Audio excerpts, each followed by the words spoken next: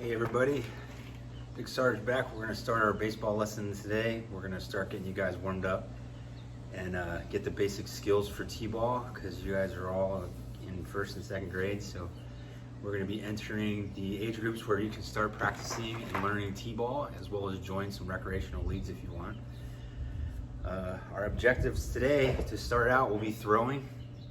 Then we'll move into throwing with accuracy, and then for our next lesson we'll start catching and eventually work up to having a catch with your partner. I know these are trying times right now, so we're working from home, so I hope you get everything out of this video. And whenever you need to, pause the video if you need to practice more and get through the progressions of the tasks. For our movements today, we're going to be throwing, so we're going to use our 4 critical features, which is stance, stepping with opposition, your arm release, and the follow through. So we're going to put all those together and learn how to throw with force at a target that's on the wall. It's about 4x4, 3 feet off the ground. We're just working on our critical features and getting that ball in the square, or I have a hula hoop up there for any other options in case you guys don't have the same kind of tape as I do. We'll have a little questionnaire at the end, be able to describe the critical features and why they're important in making that hard, accurate throw at the wall. So for today, I'm throwing at a fence. Don't go throwing at your parents' wall or fence unless they say it's okay. If you have to, just throw it into an open field if you don't want to hit it or destroy anything, but try to find a wall or something so you're not chasing the ball all over the place. Effectively, we want to follow directions and listen to what I'm saying and try to absorb it and try to have fun, all right? We're trying to introduce this sport, and I want you guys to all enjoy it and have fun as you go forward and have kind of a base knowledge when you're done with this lesson and the next to be able to move into the sport. For our task 1, we're going to go over our critical features. Again, it's your stance, stepping with opposition, arm out and up, and the follow through. I know I'm not there right now, but as always, start and stop singles are go and freeze. For safety purposes, if you have multiple lanes, if you're doing this lesson with a partner, as you can see, I have 2 lanes. One's with the tape and one's with the hula hoop. If your ball goes into your partner's lane, just make sure you tell them to the left or the right so that they can stop throwing so nobody gets hit. That's going to be the biggest safety concern throughout this kind of lesson. If you're throwing by yourself, that's not really an issue, so disregard my last. We just don't want anybody getting hit with a ball if you have multiple people throwing at the same surface. So I'll go over the critical features. I'll do them from different directions so you guys can see, and then we'll implement them and practice as we throw against the wall. I want you guys to practice throwing different balls. Obviously with this, I know your hands are smaller, so I have some different options. We have a beanbag. It's real easy to get your hand around. Okay, you can make a good throw with it. I have a wiffle ball, smaller in size, super light, so it's going to allow you to work on those critical features with no weight. I have a rubber baseball, just mush, kind of like a foam ball. It won't hurt anybody if it hits them, and it's just up for practice. And then I have your standard baseball, which is a T-ball, so it's a squish flexi ball. So still, it flexes, but it's in the shape of baseball, it has laces and everything on it. So we'll go through all the balls and practice throwing each of them at the wall. So for the demonstration, I'll use the baseball. Our first critical feature is your stance. So my target is there. I'm facing non-throwing shoulder pointed at the target. So I'm sideways, arms up. If it makes it easier, I know you're starting out. The way I teach all my T-ballers is when you are lined up at the target, point at it. So when you point, that's the foot you're stepping with. So I'm stance, shoulders, non-throwing shoulder, point, step to the target. You want your stepping foot is your opposite throwing foot, pointed directly at the target. Your arm comes out, up, and then release by the ear, and then follow through. Okay, that's your 4 critical features. So you got the stance, the step, arm out, up, release, and then your follow through. On your follow through, your arm should come completely across your body, right at the target, and that back leg will follow. That's how you get all your force into the throw. So for this way, my target's on the fence. Non-throwing shoulders pointing at the target. I'm going to point, step with opposition, arms out, laces out, arm is up, release by the ear, and follow through all the way to the target. So I'll switch to the volleyball, or the wiffle ball, so I don't put a hole in my fence. And I will show you in real speed. Stance, step, follow through.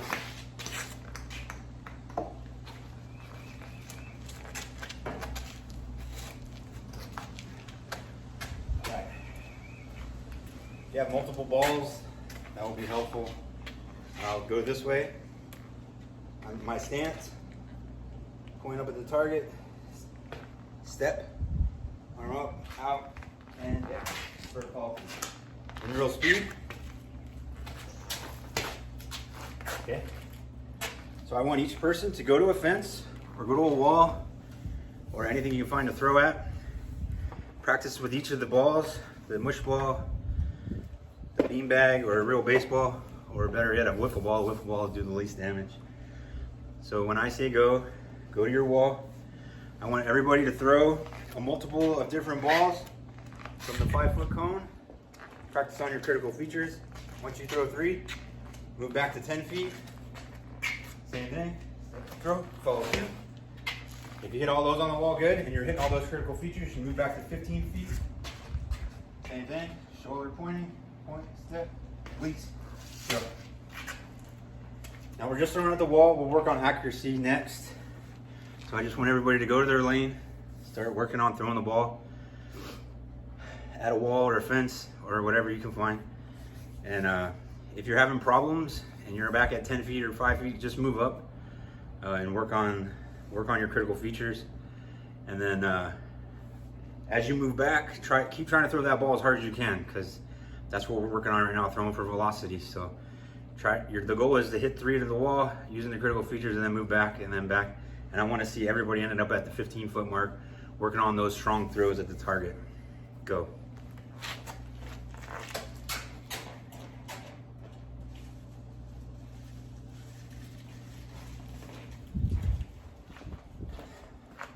All right, for a check for understanding, who can explain the 4 critical features to me? We'll go over this all at the end. I have a little quiz for you guys to take. But I would like to hear people be able to explain why the critical features are necessary in making an aggressive throw. For our task 2, we're going to start throwing for accuracy. So I'll try to show you the different options that I have. So first, I have a 4-foot by 4-foot taped square on the wall. It's 3 feet off the ground. That's our aiming target. Or if you don't have tape, you can tape a hula hoop or anything else about 4 feet in diameter to a wall, so you have something to measure with. So all we need is something on that wall to aim at, okay? So we can still use either our beanbag, our softball, or baseball, or the wiffle ball, which is stuck in that bush over there.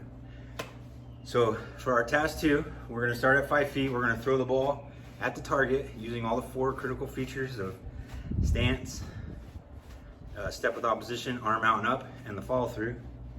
And the goal is to put the ball or the beanbag inside the target 8 out of 10 times, okay? But for our practice situations, we're gonna start at 5.